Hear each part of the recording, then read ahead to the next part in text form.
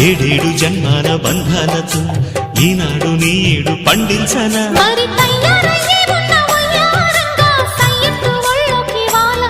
చూసుకొచ్చానన్నా చూడు ఉత్సాహంగా చిన్నారి వన్నెల్ని ఏలంగా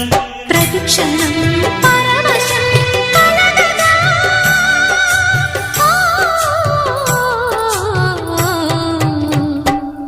మనసా పలకవే మధుమాసపు కోయిలవై చెలివే తెలుపవే చిగురాశల గీతికవై